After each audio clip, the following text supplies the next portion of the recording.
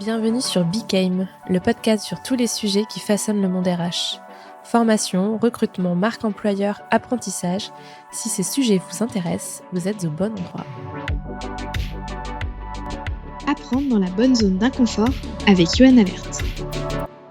Moi, je le vois beaucoup comme un vecteur de lien aussi, la formation, pour se rattacher à des gens qui ont les mêmes compétences ou qui, justement, les développent avec nous. Des fois, il y a des effets promo un peu aussi dans les parcours qui sont assez, qui permettent aussi d'être engagés un peu plus dans la formation, de ne pas le vivre seul, justement, comme une punition, mais d'être plutôt dans ouvert à d'autres choses.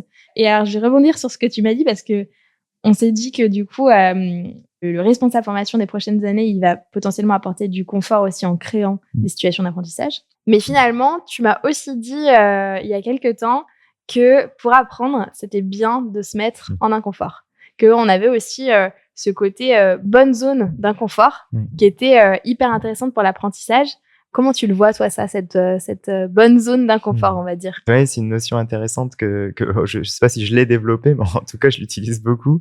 En effet, encore une fois, quand on est honnête envers soi-même, on se rend compte que pour apprendre, il faut pas qu'on soit dans ses petits chaussons, mais souvent qu'on se mette un peu en difficulté. Alors après, voilà, sans être dans le mal-être, mais en tout cas, il faut qu'on trouve sa bonne zone d'inconfort. Et l'exemple que je prends sur ce sujet-là, c'est souvent les langues. Les langues, c'est un vrai sujet.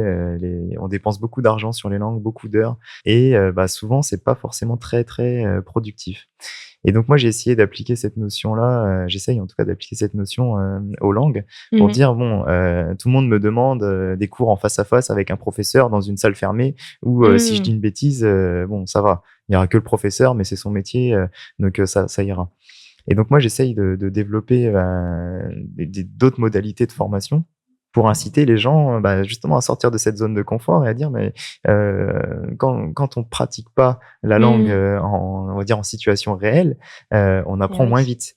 Donc c'est important d'avoir des savoirs académiques, comme on l'a déjà dit, mais après il faut se confronter. Et donc pour se confronter, c'est bien d'aller pourquoi pas faire des cours en groupe avec d'autres apprenants, d'autres personnes, et puis voilà, sur le terrain. C'est bien aussi pourquoi pas d'aller sur du téléphone.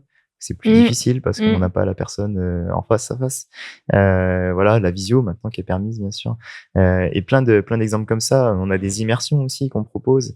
Et donc, je trouve que c'est un bon exemple qui est parlant, en fait, sur le côté se mettre dans la bonne zone d'inconfort, sans non plus aller trop loin, parce qu'après, sinon, on se renferme et puis et on n'apprend pas. Mais voilà.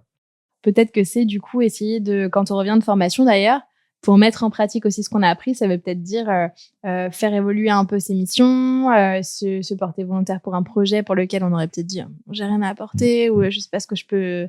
C'est vrai que il y a aussi, je pense, dans le fait de se mettre en inconfort, un côté responsabilisation, de se dire j'accepte en fait de le faire et je fais le premier pas pour générer d'autres situations d'apprentissage et d'autres façons de travailler. C'est un point central parce que beaucoup de personnes ont en tête cette notion de je pars en formation, je reviens, les compétences sont fixées. Alors qu'en fait, c'est pas du tout ça.